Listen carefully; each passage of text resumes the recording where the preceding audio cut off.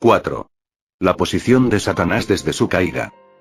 El hecho de que Dios soportó con mucha paciencia los vasos de ira preparados para destrucción, parece ser un principio en sus relaciones gubernamentales.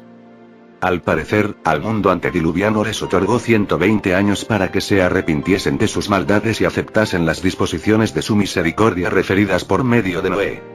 Con Faraón lidió con infinita paciencia, y no fue sino hasta después de que las 10 plagas no habían logrado ablandar su corazón que éste fue cortado de la tierra de los vivientes. De igual manera sucedió con Israel.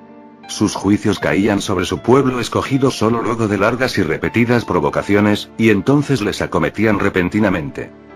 Al principio fueron subyugados por pueblos vecinos y enemigos.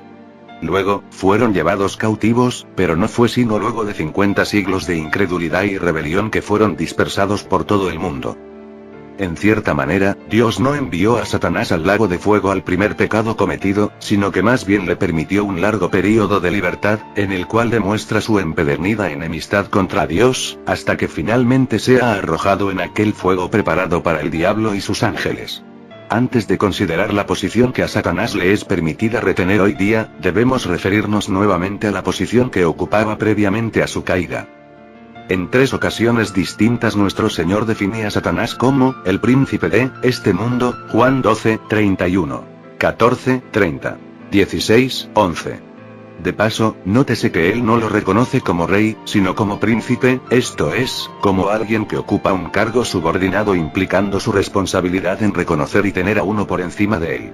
¿De dónde puede preguntarse, se ha convertido Satanás en el príncipe de este mundo?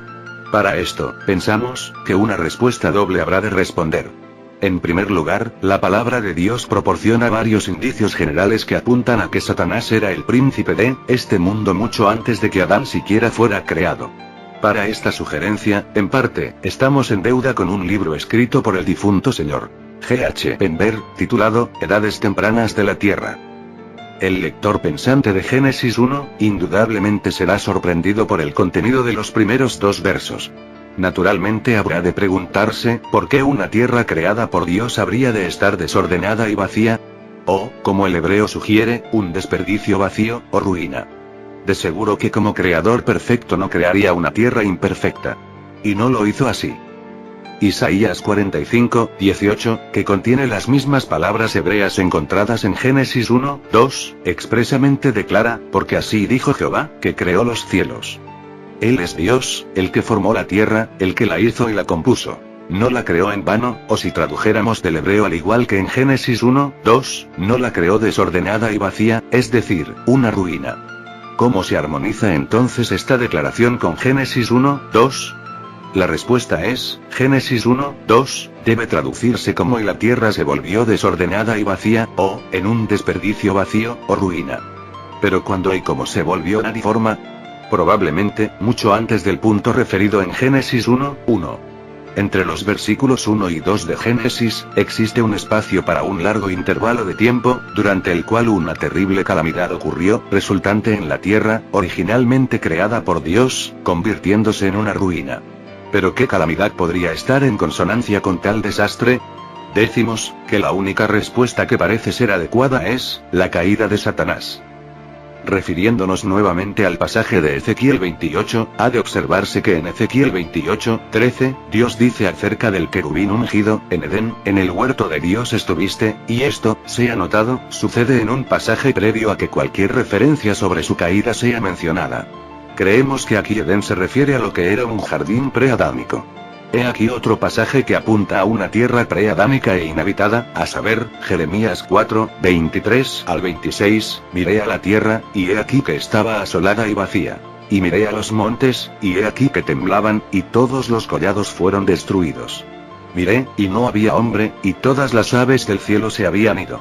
Miré, y he aquí el campo fértil era un desierto, y todas sus ciudades eran asoladas delante de Jehová, delante del ardor de su ira. Este es el único pasaje que aparte de Génesis 1, 2, e Isaías 45, 18, contiene las palabras hebreas, tohu, y, bohu, desordenada y vacía, Ezequiel 28, 13. Parece ser entonces, que Dios le encomendó a Satanás el gobierno de esta tierra preadámica, haciéndole su príncipe o gobernante. Esta conclusión es plenamente concebida a partir de Isaías 14, 13 al 14, pasaje que ya hemos citado con anterioridad. Tú que decías en tu corazón: subiré al cielo. En lo alto, junto a las estrellas de Dios, levantaré mi trono, y en el monte del testimonio me sentaré, a los lados del norte. Sobre las alturas de las nubes subiré, y seré semejante al Altísimo, lenguaje cual implica que la posición geográfica ocupada por Satanás estaba por debajo del cielo. De ahí, concluimos que, como consecuencia de la apostasía del príncipe de este mundo, sus dominios fueron desolados y destruidos por Dios.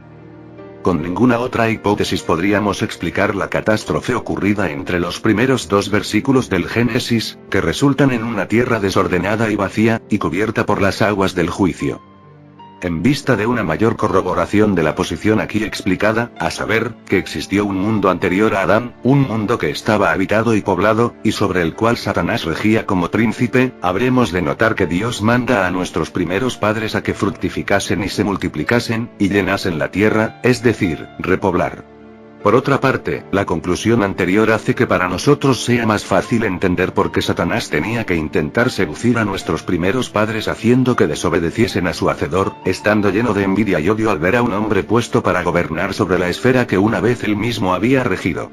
Finalmente, estamos en una mejor posición para discernir la importancia de aquella palabra de Génesis 2:15, tomó, pues, Jehová Dios al hombre, y lo puso en el huerto de Edén, para que lo labrara y lo guardase. La palabra hebrea que aparece aquí es frecuentemente traducida como preservar.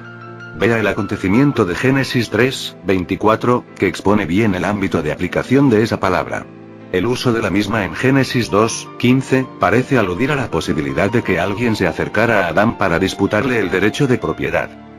Esto nos lleva a la segunda parte de nuestra respuesta a la pregunta. ¿Cuándo se convirtió Satanás en el príncipe de este mundo? Ya hemos sugerido que el gobierno de la tierra preadámica originariamente había sido puesto en las manos de Satanás, y que sucedida la apostasía Dios destruyó sus dominios. En Génesis 1, leemos que en 6 días Dios hizo la presente tierra en la cual vivimos. Sobre este mundo, como el lenguaje de Génesis 1:28, claramente sugiere, Dios estableció a Adán, y los bendijo Dios, y les dijo: fructificad y multiplicaos. Llenad la tierra, y sojuzgadla, y señoread en los peces del mar, en las aves de los cielos, y en todas las bestias que se mueven sobre la tierra. El dominio sobre toda criatura viviente conectada con esta tierra fue encomendado a sus manos, comparar Salmo 8. Pero, Adán, se volvió en apostasía, y, Satanás logrando arrebatar el cetro de la soberanía de la tierra de sus manos, se convirtió nuevamente en el príncipe de este mundo. Que tal es el caso es claramente demostrado en Lucas 4, 5 y 6, y le llevó el diablo a un alto monte, y le mostró en un momento todos los reinos de la tierra. Y le dijo el diablo: a ti te daré toda esta potestad, y la gloria de ellos. Porque a mí me ha sido entregada, y a quien quiero la doy. Satanás declara que todos los reinos de la tierra le pertenecen a él, y Cristo no impugnó ni refutó tal declaración. Por el contrario, como ya se ha señalado, en 3 ocasiones distintas él le reconoció como el príncipe de este mundo. Pero queda aún un pensamiento más para considerar antes de que nos volvamos de esta parte interesantísima a nuestro estudio. Satanás reside aquí, en este mundo actual, como un usurpador. Este mundo ya no le pertenece. Está aquí solo bajo la tolerancia divina. El cetro de esta tierra le ha sido arrebatado de sus manos, y dentro de poco será removido de estos dominios que ahora han sido adquiridos por otro. En Mateo 13:44, leemos, además, el reino de los cielos es semejante a un tesoro escondido en un campo, el cual un hombre halla, y lo esconde de nuevo. Y gozoso por ello va y vende todo lo que tiene, y compra aquel campo. En el verso 38, de este mismo pasaje leemos que el campo es el mundo. En la cruz nuestro Señor compró lo que Adán perdió en la caída, la tierra y su dominio. De ahí en Apocalipsis 5, comparado con Jeremías 32, 6 al 15, hallamos que solamente Cristo posee las escrituras de la propiedad de esta tierra. Por eso decimos que Satanás está hoy en la tierra como usurpador. Cristo es su príncipe legítimo, el príncipe de paz. Consecuentemente, lo primero que tendrá lugar cuando Cristo vuelva a esta tierra será la eliminación de Satanás de la misma. El señor F.C. Jennings, en su obra admirable, Satanás, ha señalado que en el Antiguo Testamento una tipificación confirmatoria de la presente usurpación de Satanás, a saber, en la historia del rey Saúl. Mas Saúl desobedeció, para usar un lenguaje que sugiera el paralelismo que aquí deseo mantener. Se halló maldad en él, vea Ezequiel 28:15. Y fue despojado de su reinado. El reino fue rasgado de él, primera de Samuel 15, 27 y 28, y entonces Dios ungió a otro rey de su propia elección. Un rey pastor, David. Ahora, nadie cuestiona que David haya sido una tipificación del amado Hijo de Dios. ¿Por qué no debiera de sernos también Saúl una tipificación de su oponente? Con seguridad que lo es. Pero, y este es el punto que debemos considerar y observar cuidadosamente, Saúl retuvo el trono de Israel, y siguió siendo reconocido como el rey aún mucho después de que divinamente había sido rechazado. La sentencia es pronunciada, pero el juicio no es ejecutado al mismo tiempo, mientras David, el ahora verdadero rey, es cazado cual perdiz por los montes o encuentra su refugio en la cueva de Adulán. Dios no interviene al instante mediante el poder, ni arrebata las dignidades del reinado de Saúl, a pesar de que había perdido todo título de posesión sobre las mismas y las había puesto en manos de David. El poder es de Saúl, la posesión, de David. Este último es el rey de jure, es decir, por derecho, y el primero el de facto, es decir, de hecho. ¿No ves la clara y maravillosa analogía?